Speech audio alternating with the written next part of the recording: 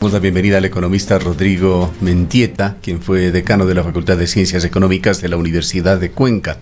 Economista Mendieta, quisiéramos conocer su punto de vista sobre la evolución de la economía ecuatoriana. Se ve con preocupación una especie de estancamiento y frustración con las intenciones del gobierno de Guillermo Lasso, mientras situaciones exógenas como la guerra de Ucrania empiezan a afectar a todas las economías del mundo. Muy bien graficada la situación en la que estamos, estimado Gustavo. Muy buenos días a usted, a Rosana y a quienes también nos siguen en este prestigioso medio de comunicación.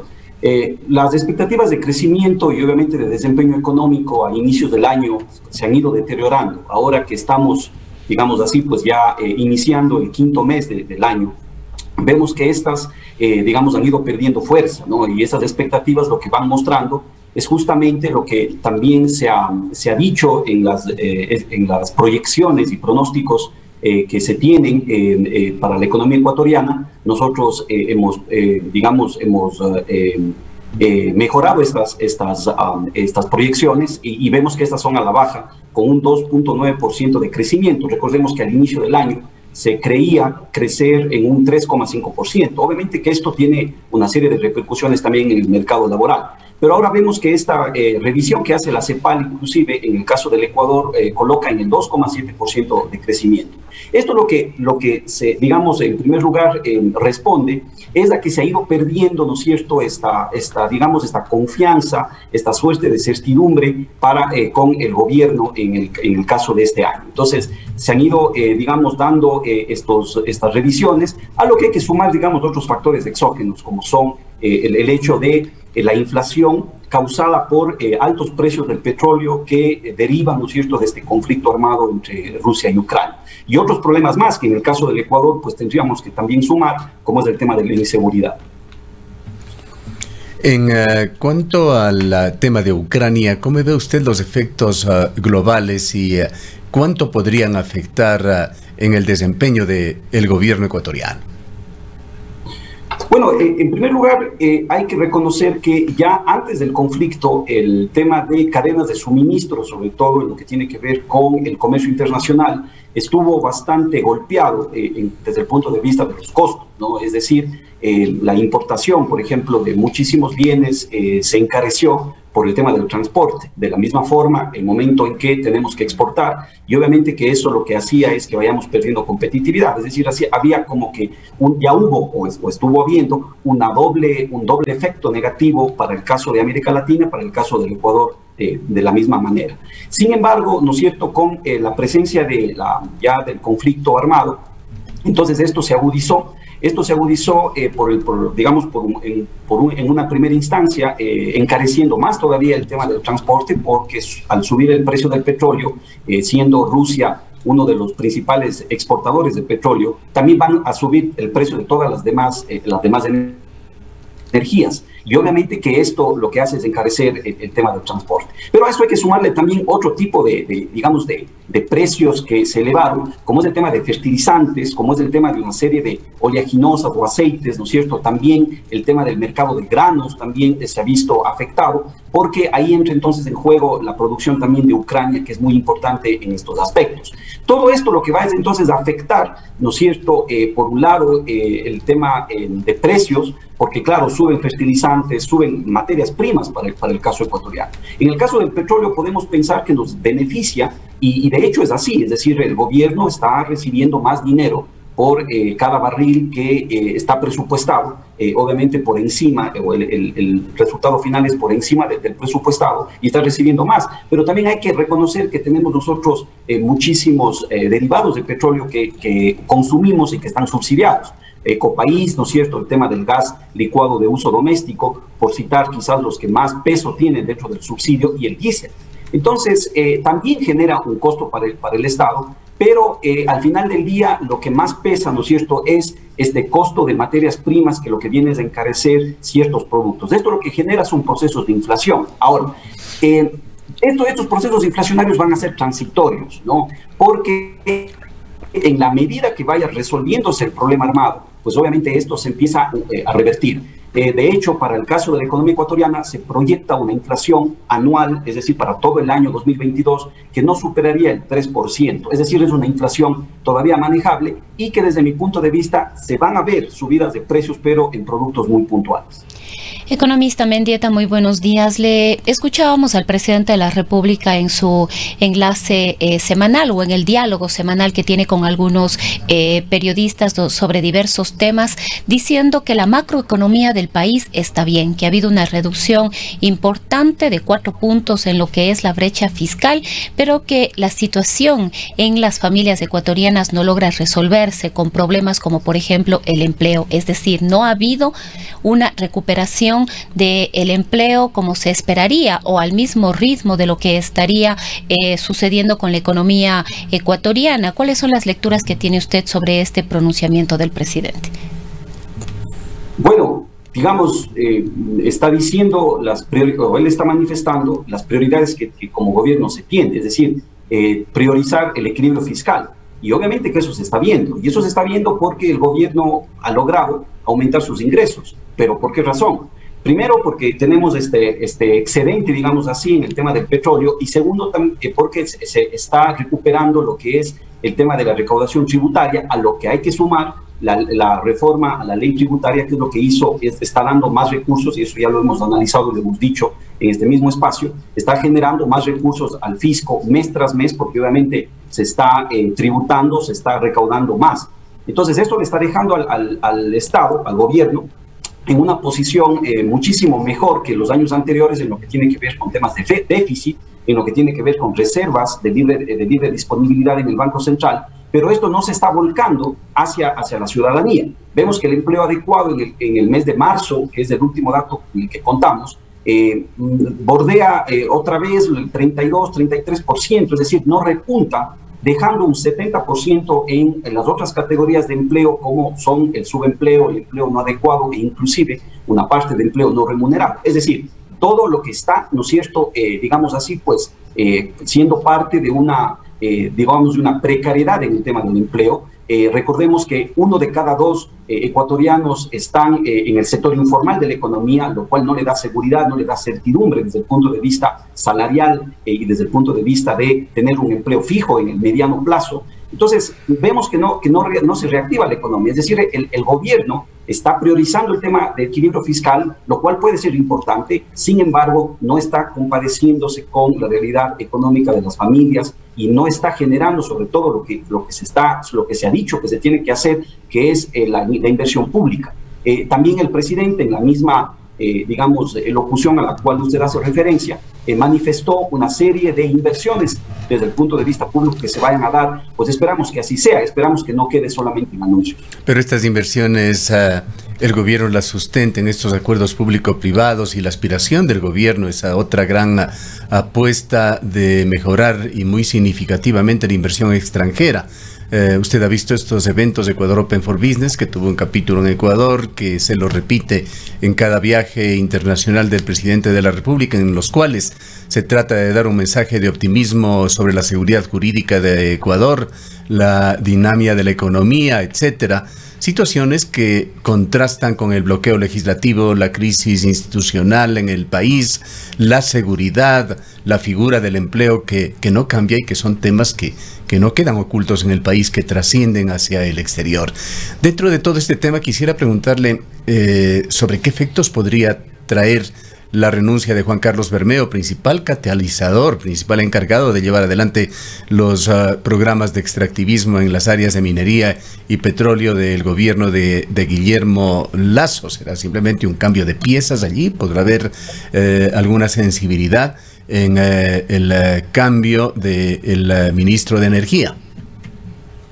Bueno, yo considero que en este punto último, todos los últimos gobiernos han estado apostándole, pensando en el mediano y en el largo plazo digamos, en ese Ecuador post-petrolero, ¿no?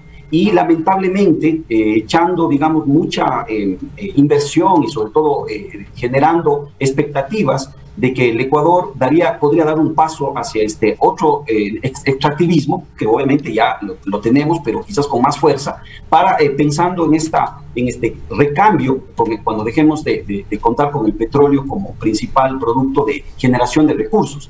Entonces, en ese sentido, pues yo creo que es desafortunado, porque obviamente no estamos apostando a otro tipo de, digamos, pues metas desde el punto de vista del desarrollo en el tema de economía ecuatoriana. Eso es un problema profundo, ¿no? Lamentablemente nos vamos por lo más fácil, pero no nos damos cuenta que eso, lo más fácil, puede ser muy costoso, porque obviamente trae consigo degradación ambiental en varios ámbitos. Así es que yo pienso que ahí deben haber conflictos y este gobierno, al igual que los anteriores, al menos que los dos anteriores, el gobierno de Moreno y el gobierno de Correa, pues obviamente apuestan a ese tema, o apostaron a ese tema de extractivismo, ¿no?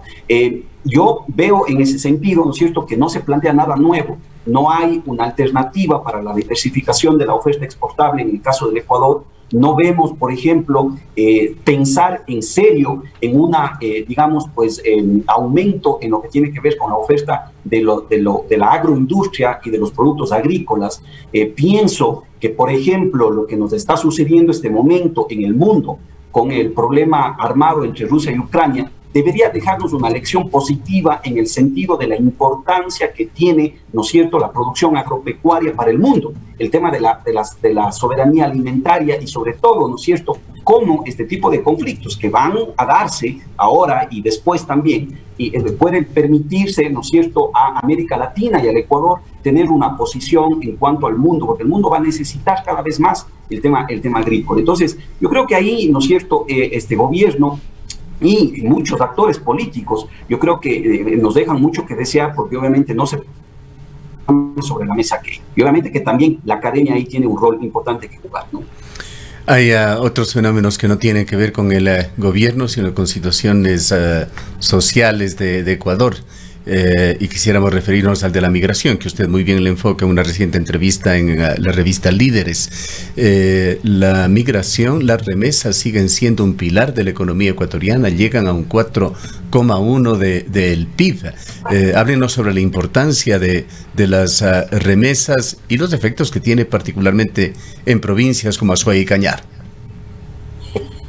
Bueno, sí, el tema migratorio en el Ecuador es un tema, digamos así, de larga data, ¿no? Nosotros podemos reconocer, digamos, la literatura en cuanto a ese tema, en el caso ecuatoriano, reconoce una primera ola migratoria, más o menos por la década de los 60, una segunda ola migratoria que fue cuando tuvimos la crisis financiera que nos llevó a la dolarización entre el año 2000, en 1999 y 2000, y una tercera ola migratoria, ¿no es cierto?, que se configuró, digamos así, tras la pandemia. En ese sentido, ¿no es cierto?, la otra cara de la moneda, digamos, o el reflejo de este penoso, digamos, fenómeno social, porque implica una serie de situaciones, el tema migratorio para la familia, para la sociedad, etcétera, pues obviamente la otra cara es el envío de las remesas, ¿no? Y el Ecuador en el año 2021 lleva un récord de remesas rebasando los 4.300 millones de dólares. Pero claro, como usted bien dice, hay que poner en contexto aquello, y obviamente para entender primero la importancia que esto implica en términos macro, ¿no es cierto? Si nosotros vemos, claro que en el año 2021 hubo una reducción de la tan afamada inversión extranjera directa, que esperemos, ¿no es cierto?, tenga una mejoría en el caso ecuatoriano, pero en el año 2021, repito, hubo una reducción en la inversión extranjera directa, pero las remesas representaron 7 veces esta inversión extranjera directa, para que más o menos entendamos. Si es que se calcula una relación entre las remesas y lo que se exporta en el Ecuador, las remesas representan un cuarto de todo lo que se exporta en el Ecuador y llegó a representar en el año 2021 lo que también representó el mercado de la exportación de camarones en el caso del Ecuador. Es decir, vemos cómo la importancia de las remesas, pues, para la economía ecuatoriana son vitales, más todavía si es que nosotros somos una economía dolarizada en donde nuestra masa monetaria, digamos así, o nuestra base monetaria, pues obviamente no podemos generarla por nuestra propia cuenta y obviamente dependemos de cuánto exportemos y de cuánto recibamos desde afuera. Pues las remesas se suman entonces a este soporte del esquema de dolarización que la economía ecuatoriana requiere. Pero ya en economías locales, el tema de las remesas es todavía más importante, ¿no? nosotros hemos hecho un cálculo para el año 2021, en donde se vivió este récord de remesas, y se ha calculado en relación al tamaño de la economía, porque yo creo que ese es el cálculo correcto que debe hacerse, es decir, en relación a la economía local. Y, por ejemplo, en el caso de economías como Gualaceo, por citar un ejemplo, si es que se calcula la relación que tienen las remesas con el tamaño de la economía de este cantón, las remesas representan el 83%. Es decir, imagínense cuánto está moviendo de la economía local el tema de las remesas. Otros cantones, ¿no es cierto?, como en el caso de Biblián, por ejemplo, en la provincia del Cañar, las remesas representan el 67% de su economía. En el caso de Azogues, el 32% de su economía. Y en el caso de Cuenca, para ser muy puntuales, en donde estamos este momento conversando, representan el 17% de su economía. Entonces, vemos, ¿no es cierto?, que en ese sentido, las remesas lo que están haciendo ya en escalas locales, prácticamente están dinamizando la economía, porque obviamente se canalizan al consumo, muy poco a la inversión, pero al final del día lo que están es moviendo la rueda económica local. Ahora, economista Mendieta, hemos escuchado también al primer mandatario advirtiendo que una serie de herramientas necesarias para mejorar la situación económica del país debían pasar por la Asamblea Nacional, y todavía hay expectativas. Una de ellas, la ley de inversiones. Se habla mucho también de la necesidad de un código laboral, o reformas al código laboral, o una nueva ley laboral que permita nuevas contrataciones con una mirada más moderna. Se ha advertido respecto de estos temas, e incluso se habla de que algunos de estos podrían incluirse o incorporarse en una consulta popular ante la situación que está atravesando la Asamblea Nacional, o la falta de debate sobre estos temas que se han visto. ¿Cómo considera usted que se debería proceder, o el gobierno debería proceder? ¿En qué medida puede aplicar medidas que no necesariamente pasen por la Asamblea Nacional, o hasta qué punto todos estos temas económicos también dependen de lo que pueda surgir en el ámbito político y en la coyuntura, en este caso de la Asamblea Nacional? Bueno, yo creo que lo vivido con la ley de inversiones da cuenta de que es muy complejo que este tipo de materias, de reformas legales, vayan a poder ser canalizadas vía Asamblea Nacional. Todavía, digamos, pues peor va a ser en el caso de una reforma laboral, obviamente por todas las implicaciones que esto trae, ¿no? Y esto obviamente lo que hace es que en la Asamblea se politice el debate, y obviamente ahí es en donde caemos, ¿no es cierto?, en errores o en malos entendidos, o en la incapacidad que tenemos desde un lado y desde otro lado también para poder explicar cuáles pueden ser los beneficios y los perjuicios de una reforma legal como estas. Lo que hay que entender es que una reforma como estas, obviamente de esta magnitud, como representó el tema de inversiones, o como puede representar el tema laboral, va a traer pros y contras que tienen que ser sopesados, pero lamentablemente en nuestro país se politiza. Desde mi punto de vista, pienso que al tener este problema de conflicto en la Asamblea, que digamos podríamos llegar a un escenario de destrabar ciertas cosas, con lo que puede venir de aquí en un mes, con el cambio que se daría en la cabeza de la Asamblea, con todo lo que conocemos que está viviendo su presidencia. En ese sentido, podría destrabarse si es que el gobierno llega a algún tipo de acuerdo, ¿no? Podría darse eso, ese es un escenario. Pero el escenario más probable es que el problema continúe, y obviamente por eso que el gobierno ha anunciado un tema de consulta popular. Desde mi punto de vista, llevar estos temas a un tema de consulta popular es todavía politizarlo más, y de seguro ahí se van a esgrimir criterios completamente errados sobre los beneficios y perjuicios que pueden dar una reforma como esta. Eso lo que hará, ¿no es cierto?, es otra vez, digamos, pues ponernos en una situación de incertidumbre todavía mayor, y quizás, ¿no es cierto?, se pierda la oportunidad de poder generar estas reformas, porque supongamos el caso de que la ciudadanía se exprese en forma desfavorable a un cambio como estos, pues obviamente lo que haremos es poner un candado para que este tipo de reformas no se hablen después de mucho tiempo. Lo que hará es estancar al Ecuador, ¿no es cierto?, en ciertas mejoras que se necesitan. En el campo laboral necesitamos pensar en todo ese 70% de personas que están sin empleo en este momento. Y cuando hablamos de ese 70%, estimada Rosana, y si uno revisa los datos, vemos, por ejemplo, que hay una brecha en el tema de empleo, una brecha en contra de ¿quiénes?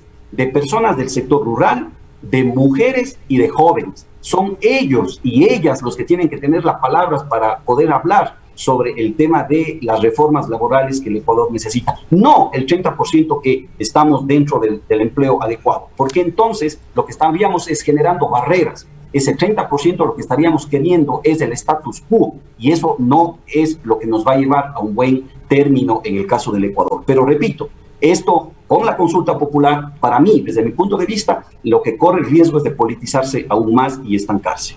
Para profundizar un poquito más en este tema importantísimo, economista Mendieta, al señalar usted de que estas acciones del gobierno de poner en orden la caja fiscal no trascienden a la ciudadanía, no se traducen en bienestar para la población, háblenos sobre cómo está la clase media en Ecuador. ¿Qué tan grande es la clase media? ¿Cuántas personas se encuentran allí? ¿Y cómo están también los análisis sobre línea de pobreza de los ecuatorianos? Bueno, para mí, yo diría que porque pueden haber muchas formas de cálculo, muchos criterios sobre todo de cálculo, pero para mí es muy simple. Para mí, esa clase media son las personas que están dentro del empleo adecuado. Estamos hablando de un 30%, ¿no es cierto, estimado Gustavo?, de 8 millones más o menos de personas que están en edad de trabajar y forman parte de la población económicamente activa. Y entonces ahí estamos viendo que no más de 2,5 millones de personas estarían teniendo un empleo adecuado y podríamos llamarles a estas personas de clase media. Ahora, ahí podemos entrar en otras definiciones, umbrales de salario, porque claro, el empleo adecuado, ¿no es cierto?, son personas que están ganando el mínimo. Entonces ahí nos podríamos preguntar, por ejemplo, si este mínimo puede o alcanza o está alcanzando para cubrir, por ejemplo, la canasta básica, ¿no? Es otro criterio. Pero yo me quedaría con ese 30% como personas que estarían teniendo cierto respiro para poder al menos subsistir y más, digamos, a partir de ahí, en el caso de, desde el punto de vista económico, consumo, lo que implica, digamos, pues, en el caso del Ecuador. Pero hay un 70% que no, entonces ahí tenemos problemas. Hay también que reconocer, con lo que había dicho, de ese empleo adecuado también habrá porcentaje de personas que están dentro del sector informal de la economía, y es un sector muy vulnerable, porque ¿qué pasa si mañana, por ejemplo, nos vemos abatidos por un shock externo o por problemas internos? Vemos que hay complicaciones. ¿Podría cuantificar usted en cifras cómo se define ese otro referente, la línea de pobreza en Ecuador? Claro, la línea de pobreza está claramente definida por las personas que reciben un salario mensual o un ingreso mensual, digamos, que se puede valorar en $84, ¿no es cierto?, al mes. Eso podemos también valorarlo al día, y esas personas son las que están debajo de la línea de pobreza. Un monto de personas, ¿no es cierto?, que se vio repuntado después del COVID, cuando se veía tenía una tendencia de reducción, y obviamente vino después. Claro que desde el año 2016, ya cuando el país empezó a sufrir los embates de la reducción en el precio del petróleo, vemos que esta tendencia se revirtió y obviamente pues el tema de pobreza se recrudeció en el caso del Ecuador. Entonces, todas estas personas, ¿no es cierto?, que están engrosando este 70%, que no acceden a un empleo adecuado, que no acceden a todos los beneficios que esto implica, repito, a pesar de que ahí podemos tener muchas personas que están ganando alrededor del salario mínimo, por definición, pero que yo creo que, digamos, nos quedamos con esta mayor cantidad de personas que en este momento no la están pasando bien en el Ecuador. Y a esto hay que sumarle otros factores externos, los factores internos de inseguridad, que no son menores. Estamos viendo cómo hay provincias que están siendo muy afectadas por los temas de inseguridad desde el punto de vista empresarial, la provincia de Esmeraldas, la provincia de Guayas. Vemos que hay negocios que realmente se están afectando por estos temas, porque ya la delincuencia pues es imparable, sin límites en estos casos, ¿no? Con todo esto, economista Mendieta, ¿qué posibilidades de éxito le daría usted al gobierno de Guillermo Lasso para que pueda incidir en la economía ecuatoriana? Un cambio sensible que le ayude a él y ayude también política, socialmente al país.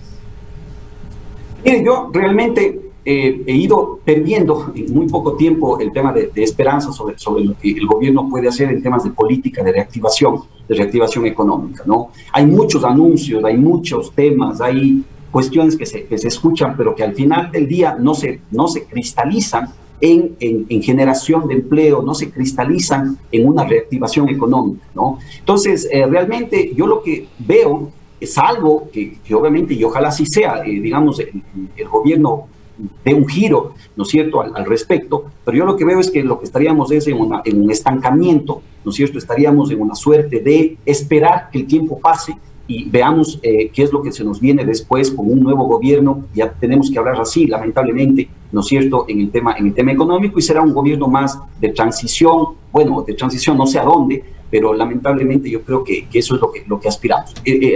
Repito, lo que aspiro, yo también espero es estar equivocado y que obviamente el gobierno tome en conciencia aquello, ¿no? Mire, por ejemplo, y solamente me voy a referir a algo, se anuncia, por ejemplo, un programa mediante el cual va a haber ayuda social, ¿no? Es un programa social que viene del Ministerio de Inclusión Económica y Social, pero se ve que se le pone a Cuenca como un piloto. Digo, está bien, ¿no? Está bien, pero ¿realmente Cuenca es la ciudad más deprimida como para poder hacer eso? ¿O es que no tenemos información para poder entender en dónde está, digamos, pues, esas brechas y cómo esto afecta a ciudades mucho más deprimidas, a cantones mucho más deprimidos en el caso ecuatoriano? Yo sí creo, ¿no es cierto?, que definitivamente al gobierno sí le falta compadecerse con esta situación económica complicada en la que vivimos, en la que obviamente la pandemia y los errores económicos del pasado, pues obviamente los han ido fijando. Ahora, quizá lo único que podría contradecir su visión economista Mendieta es el tiempo. El gobierno no ha llegado a completar el 25% de su periodo. Algo o mucho puede suceder en 3 años.